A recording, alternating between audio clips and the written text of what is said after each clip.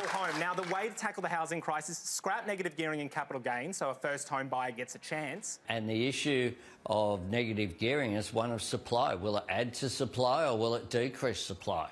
The figures and research that has been produced by organisations like the Property Council indicate that it would reduce supply and therefore not contribute to solving the issue. Billy, I'm really sorry. You must have had a little bit of PTSD all week. You okay? Labor's not going to continue putting $10 billion plus of taxpayer money into negative gearing. Why should a first homeowner have to compete on an unlevel playing field with someone who's buying their 5th or 10th property being subsidised by you? Housing in Australia is absolutely cooked. Absolutely cooked. For such an utterly inconsequential tax discount, negative gearing has for some reason become the epicenter of discourse surrounding housing policy in this country. The buying power of working individuals, young families, single parents and pensioners is being suffocated by that of wealthy property investors, incentivised by negative gearing and capital gains tax concessions. Negative gearing is when you borrow money to invest in, let's say, a house, and the income, the rent from that house, is less than the money it took to invest. You can then claim that loss as a tax deduction. Social Democrats like the Greens and many on the left of Labor will catastrophize about negative gearing and the capital gains concession, centering their rhetoric and understanding around the housing affordability crisis on these tax concessions. They will say that these concessions give leeway to investors to increase demand and put up prices, outbidding otherwise residential home buyers. Yeah, absolutely. I think negative gearing, and I've said it in the past, is basically a bit of a legalised tax fraud. Likewise, the Conservatives like the Liberals and Nationals will catastrophize about proposals to abolish negative gearing, claiming it will drive up rents by decreasing housing investor rental supply and broadly be ruinous for the Australian housing market and economy broadly. It's kind of like watching a slow-motion train wreck. Both of these views overstate the impact negative gearing has on the economy, and these supposedly opposing camps might actually have a similar end goal, an end goal that might actually be at the root of our problems. By the admission of progressive, conservative and centrist think tanks, consultancy firms, academics, political parties, the abolition of negative gearing will have a very minimal impact on house prices and rents. Independent experts have said that ours will have a very minimal, if any, impact on house prices. Take the Australia Institute, a progressive policy think tank that often aligns with the Greens and Labor left. The only time they've quantified the impact the tax policy has on prices and rents is when it cited a Deloitte study. It suggests that the Labor Party's 2019 policy of reducing the capital gains tax concession and changes to negative gearing would have reduced home prices by 4.3% and increased rents by 0.5% by 2030. Now, to suggest that reducing house prices by 4% and a minimal increase in rents in a decade is doing anything to the housing crisis in Australia is actually kind of worse than the anti-immigration types when they suggest that a 1.1% annual decrease in house prices is going to solve the crisis. The peer-reviewed literature is equally skeptical of the supposedly far-reaching consequences of negative gearing. Probably the most comprehensive study on the matter, Investment Housing Tax Concessions and Welfare, Evidence from Australia, argues that abolishing negative gearing decreases home prices by 1.5% and increases rents by 3.6% over 25 years.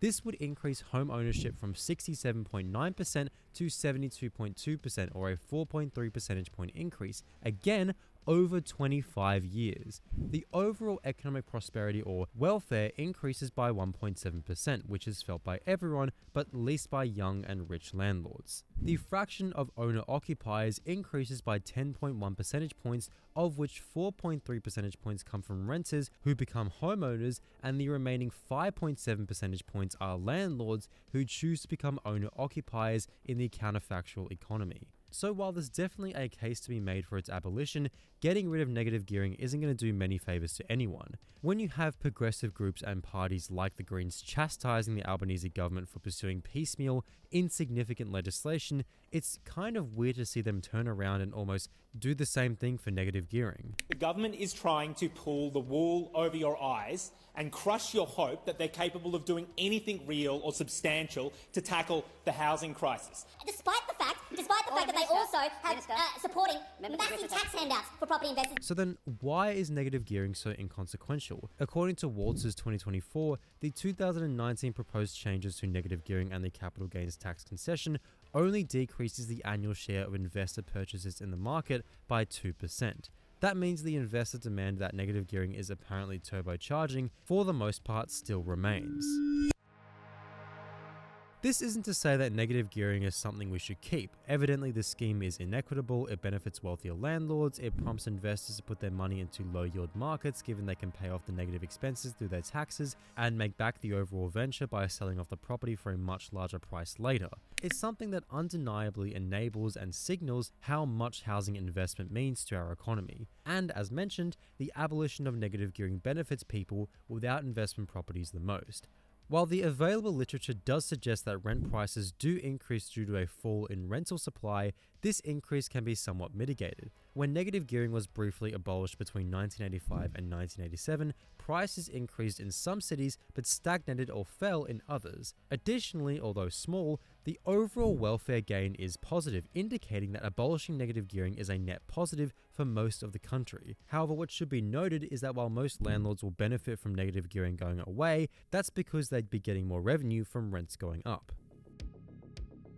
So we should get rid of negative gearing, but it's clear that focusing on negative gearing and the capital gains tax concession is a very shallow way of looking at the problems in the housing market. But what Australia's insistence on keeping these tax incentives shows is that the housing crisis is something more fundamental to our economy than we might otherwise think. As the literature suggests, cheaper and more accessible housing finance is a central part of the story, with financial liberalisation directly raising the long-run level of real house prices by around 51%. Financial liberalisation, competition in the lending market, the expectation that prices will always increase, and yes, favourable tax incentives like negative gearing has doubled the proportion of taxpayers who owned an investment property. Clearly, only pulling one lever, that being a favourable tax regime, is insufficient. But this doesn't mean that everything was fine and dandy before the big neoliberalism button was pressed. Mate, because I want to do you slowly. I want to do you slowly. In saying this, I am subjecting myself to the insufferable discourse on Twitter, but yes, the idea of home ownership in Australia is rooted in settler colonialism, was a central tenet to Australian capitalism in the 20th century, and yes, key to this country's neoliberalism. Just stick with me. Settlers, squatters, convicts, soldiers, people who immigrated to Australia from Europe in the 1700s and 1800s came here and were basically given land by the colonial governments. Almost immediately, these parcels of land were speculated on. People idealised having their own ranch, farm, house in the outback, etc. As early as the 1820s, there were financial crises that centred around land and wool markets. Throughout the rest of the 1800s, the land market boomed, which was generally beneficial for the Australian economy. Cities began to form, yet people increasingly began to turn their backs away from urban areas, which were either too expensive or full of slums.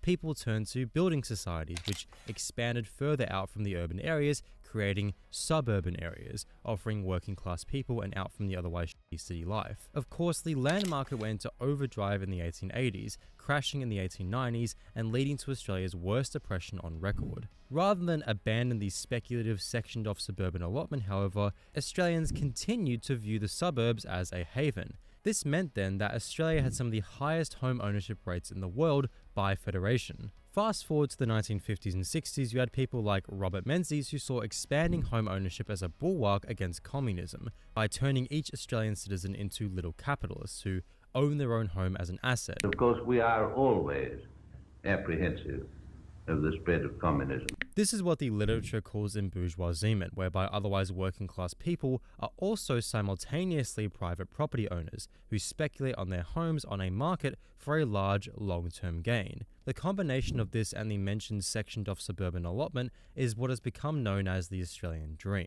Menzies used the government to solidify the embourgeoisement of the working class, i.e. increase home ownership, which both effectively ensured the electoral success of Australia's longest Prime Minister and the conservatisation of the Australian Labor Party and union movement. By encapsulating the majority of the population into being little capitalists, homeowners may otherwise vote for and support policies that wouldn't necessarily be in their class interest. Embourgeoisement was a key foundation to the extension of the Australian dream that would come in the 70s, 80s and 90s. It's partially why it was the Labor Party that implemented the majority of financially liberal reforms that we can pinpoint today as key drivers of housing unaffordability/excessive price growth. This is a recession that Australia had to have.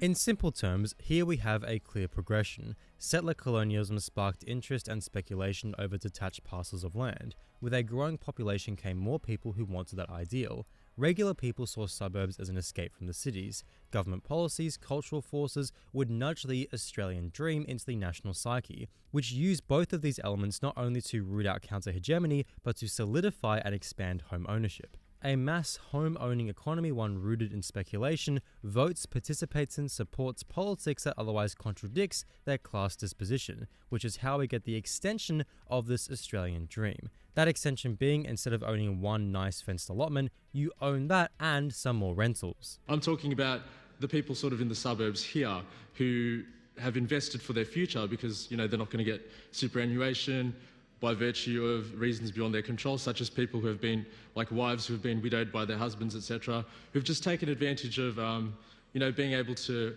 buy maybe a small investment or something and then sell that for their retirement. So for the people who are going to get like possibly 100 grand or less superannuation when they retire, I think that would be quite sad to get rid of negative gearing, because that's kind of like the only livelihood for a lot of these kinds of people. So it may be beneficial for homeowners, 70% of the population, for prices to grow, yet centering our society so much around housing, predicating our economy so much around price growth, trapping so many people into wanting or needing house price growth, has left Australia more unequal than ever, mortgage holders or the majority of homeowners more precarious than ever, the next generation increasingly unable to afford a home, and renters facing ever-growing insecurity due to landlords passing down these pains. So yes, Australian home ownership is colonial, capitalistic and neoliberal, and this is why we're in a housing crisis today. So we can't really just return to one stage and hope for the best. These are natural evolutions of one another, one driven evidently by class relations. So to get at the root of it, we need to tackle those class relations. I get into it here, but basically the current conception of home ownership is unsustainable. It's also political suicide to even touch home ownership. If you touch negative gearing in any fashion at all, you'll be out on your ear, because the property industry will stop it. In that video, I go over the economic consequences of affordable housing policies, but politically, good luck saying we need to abolish home ownership in a country where nearly 70% of the population own a home. It will never work electorally, no matter how correct it is. While the benefits of this system do disproportionately favour the wealthy, the idea that is pushed a lot on the left is that otherwise working or middle class people are completely left out, which they're not. They've been roped into and enveloped into this system through embourgeoisement. Decentralized decommodification, something that we can do generationally like what I've proposed here, would effectively disentangle the population from being in this middle of the way thing, and that's something that doesn't require a single vote in parliament. In the face of all this bullshit, suggesting that abolishing negative gearing or other favourable taxes would solve the housing crisis, I think is rather naive and unfounded. The inability for the electorate to recognise that negative gearing is something bad, minor, still bad, I think is symbolic of how layered and ingrained the Australian dream and its extensions still are. Unfortunately, such a huge task, solving the housing crisis, requires much more than left-of-centre political parties winning elections on the margins. It requires an unprecedented societal shift.